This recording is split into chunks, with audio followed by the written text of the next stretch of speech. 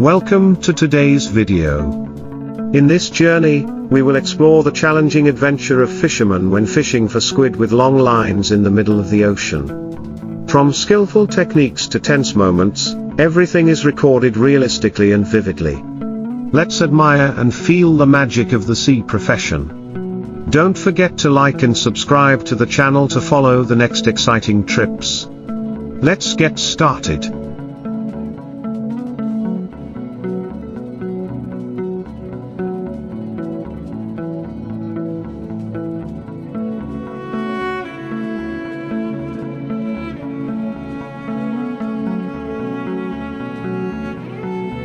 Squid, also known as calamari, is one of the most accessible species for Australian anglers, even though many people don't know about it.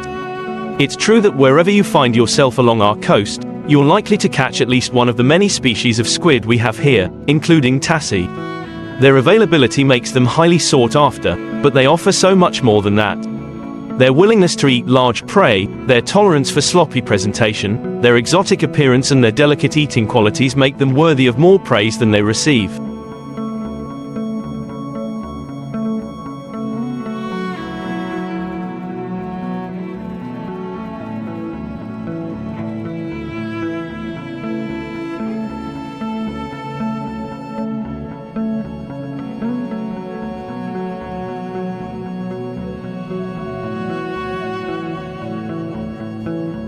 These unsung heroes of the sea offer a unique and exciting fishing experience for both beginners and veterans, and what's more, you don't even need a boat to do it.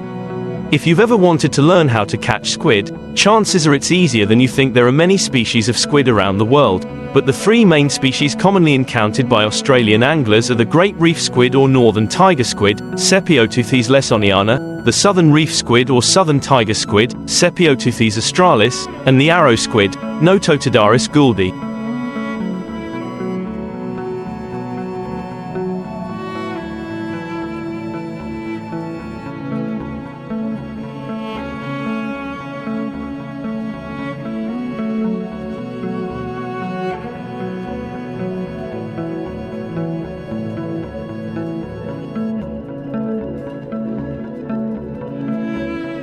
Northern squid tend to live in tropical and subtropical latitudes, while southern squid and arrow squid are found in more temperate waters. There is some overlap in these ranges, with arrow squid being found from Exmouth all the way down to Cairns, with some areas where all three species can be caught in the same session. All of these cephalopods have a short lifespan of about a year, with northern and southern tiger squid spawning on shallow reefs in spring and summer, and arrow squid spawning at various times of the year in deeper waters.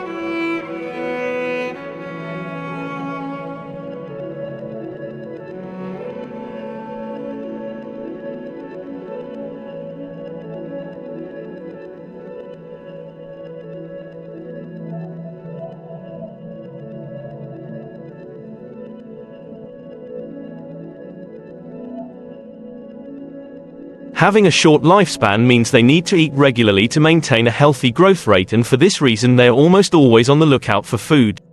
Northern and southern squids tend to spend a lot of time in shallow water looking for food, while tiger squids have a strange habit of venturing into water so shallow that only their heads can be covered. A good specimen of both species weighs around 1 kilogram, with a head length of 30 centimeters, but they can grow to around 3 to 4 kilograms in harsh conditions. The story of the arrow squid is a little different. Specimens caught by land and boat anglers in coastal areas are usually juveniles with a head length of less than 15 centimeters.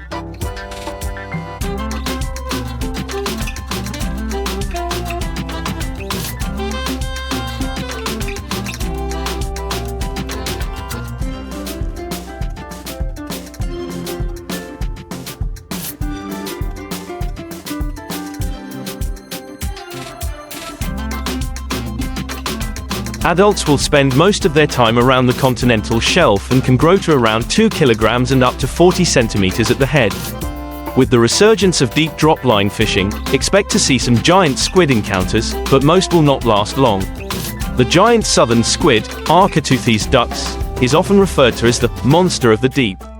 The giant squid is the largest of all living cephalopods and the largest invertebrate in the world.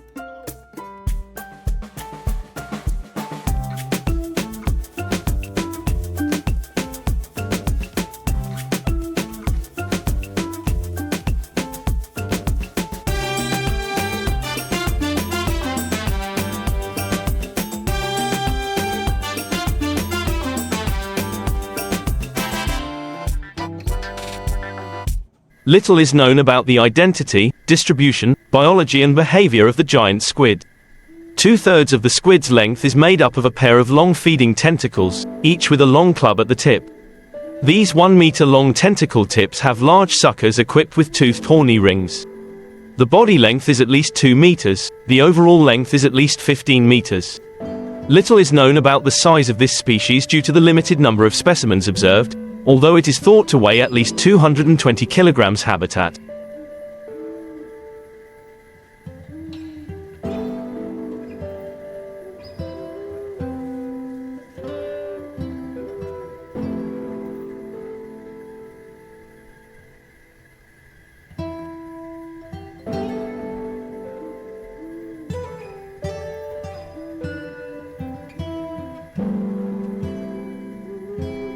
Deep, dark, cold waters.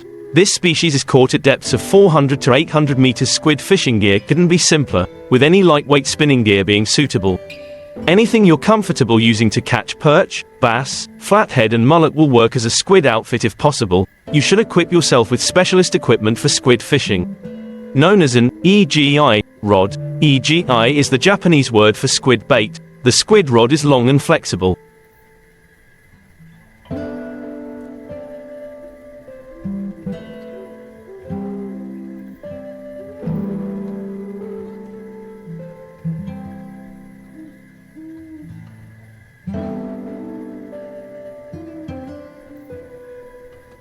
Using an EGI rod is much easier to hold the squid as the harder strikes are more likely to pull the barbs out of the squid's tentacles. There are a number of lures from reputable brands that work really well across the country. The Yamashita EGIOQ Live, Daiwa Emeraldas Nude, Yozuri, Ika and Shimano Sophia Cinch all have proven track records and each comes in a variety of effective colors, weights and sizes. Squid lures are typically measured in inches, with sizes ranging from about 1.5 to 4.0.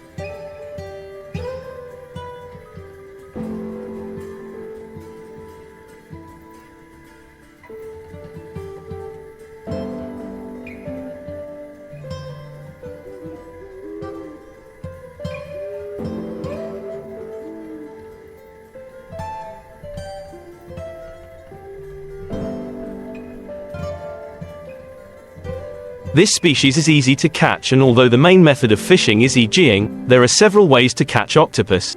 In Spain, for example, they are caught with a rod tipped with a small net with fish inside.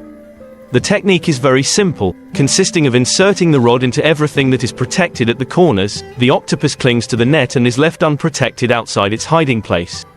Vitor says that among Portuguese fishermen, the most common form of professional octopus fishing is to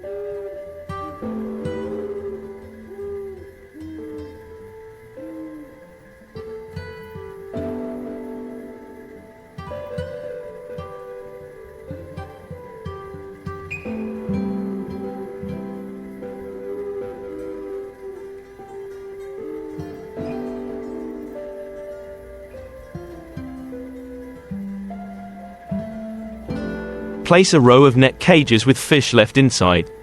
The octopus turns around and enters the cages from above, unable to escape. These cages are lifted every day and left in place. It should be noted that in Portugal, about 10,000 tons of octopus are caught each year.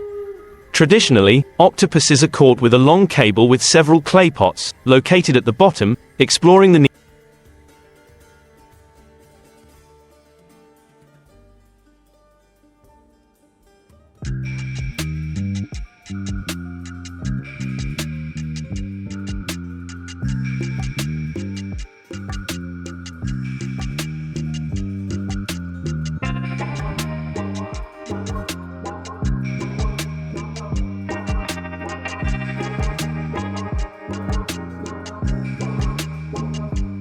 of the octopus to hide in a hidden corner to hunt for fish, bivalves or other prey from there.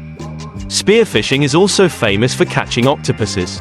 The depth to which this animal dives is not great, and therefore it is accessible to beginners and beginners in this method.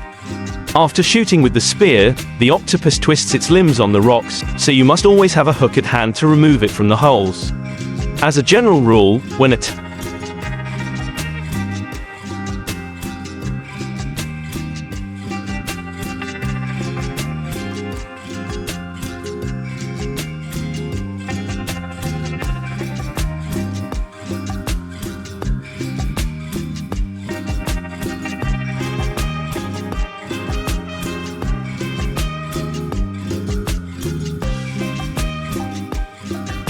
attacked, the octopus throws its tentacles at everything it can and covers itself. In this way, it is very difficult for fishermen to separate the octopus from the rock to which it clings. You can't miss this incredible video of an octopus caught while kayaking. Aegis are used when fishing for octopus, larger than aegis used for squid, from which bright ribbons are hung, sometimes with a small fish attached, a horse mackerel.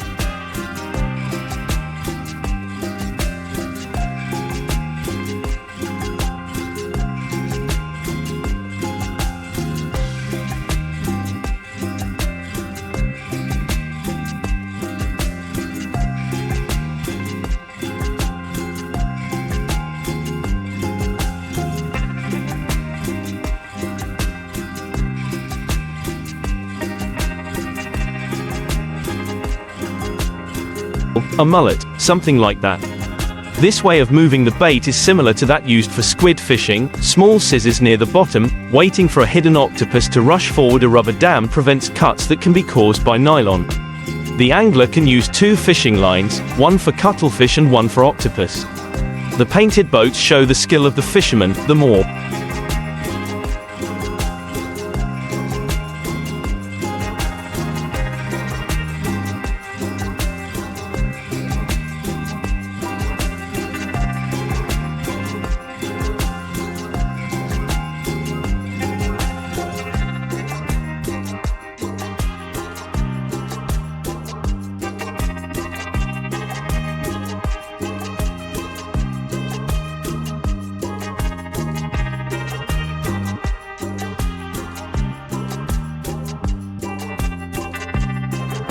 choose the type of pot you plan to use. Call or visit your local fishing and hunting store to discuss the species of octopus you will be hunting and what type of pot will be most effective for the area you are in. The type of pot you choose will vary depending on your approach. You may want to hunt octopus the traditional way for the experience or hunt octopus commercially for a living. So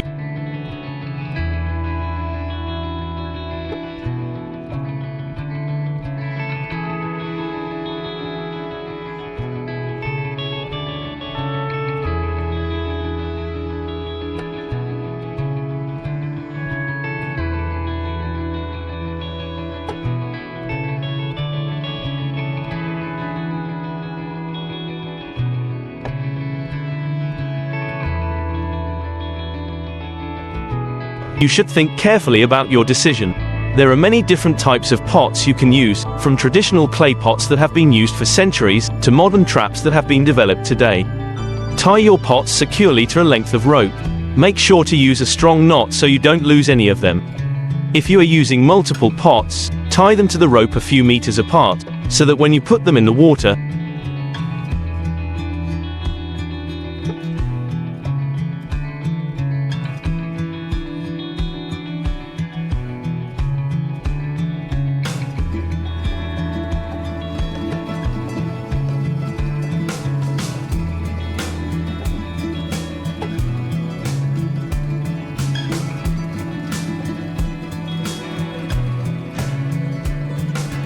you cover a lot of the seabed.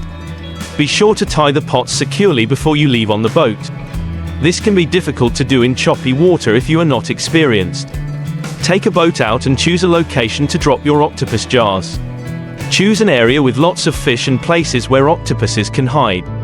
This is prime real estate for octopuses as they like to hide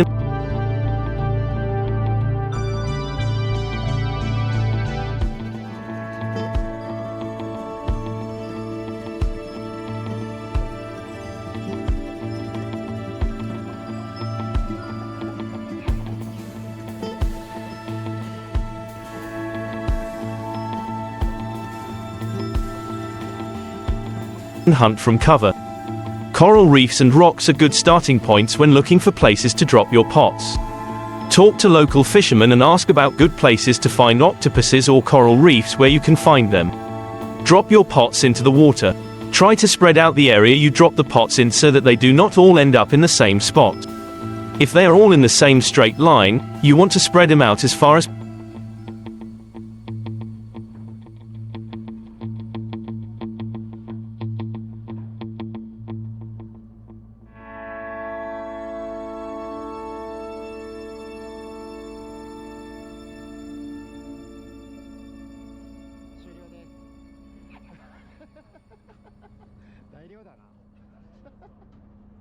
possible to cover as much of the seafloor as possible.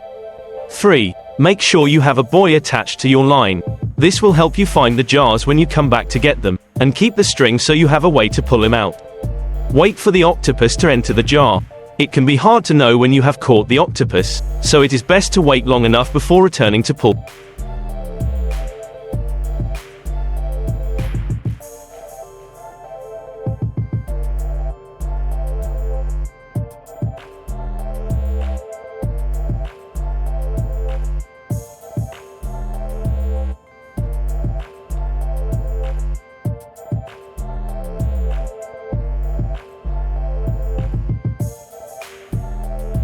The jars out. This can be anywhere from any time of day to over a week. It depends on how thorough you want to be. Pull the jars up. Check each jar as you go, checking to see if the octopus is overweight and or of a size that you need to keep. If not, you will have to throw it away. Remember that the octopus is still alive when you pull it out of the water, so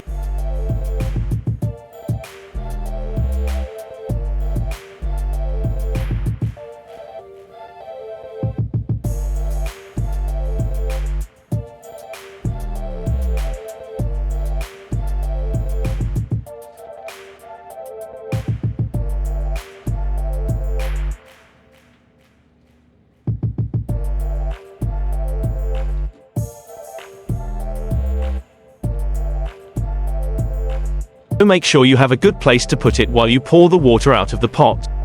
It is important to be quick and steady here. If given the chance, the octopus will escape. They are extremely skillful at escaping. Consider the type of spear you want to use. Different parts of the world use different types of spears to catch octopus. Ask local fishermen and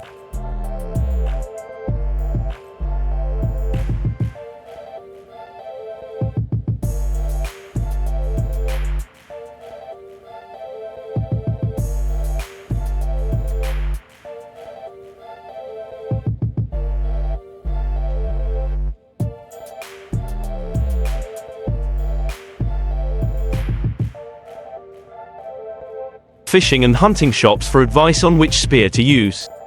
Be sure to check local regulations to see if spearfishing is legal. In Greece, a popular spear is a trident. Depending on your ideal, you should consider whether you want to use a speargun or a more traditional free-floating spear or trident. Choose your dive site. Find a reef.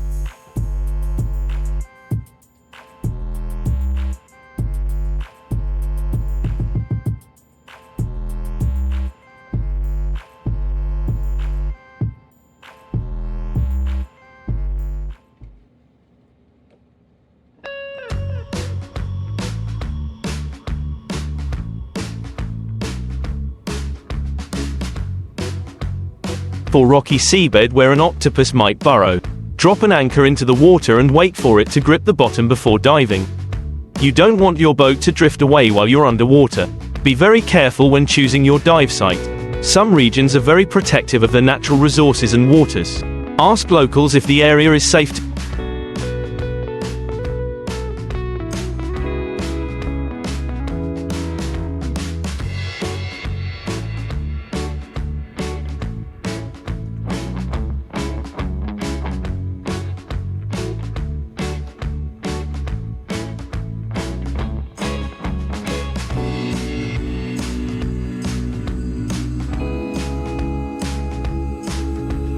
to visit if you're diving far from home. Watch for octopuses. Look along the seabed for signs of octopus, such as broken crab shells or empty mollusks. Watch for any movement and familiarize yourself with the type of octopus you are hunting so you know what to look for.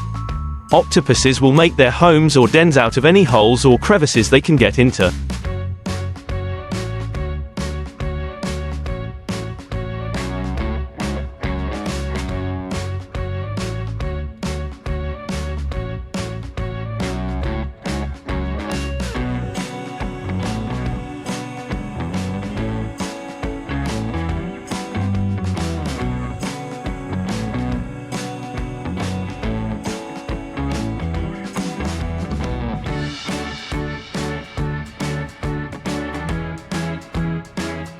They are also masters of camouflage, so be very careful when looking for them.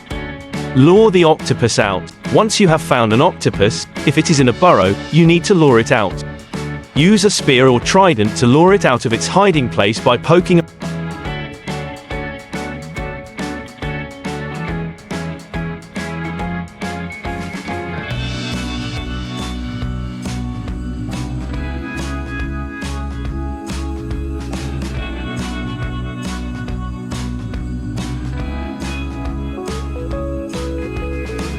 around until it becomes defensive and starts grabbing your spear. Stab the octopus with the spear once you are within range. Stab the spear or trident into the octopus, aiming between its eyes to kill it quickly and avoid unnecessary pain.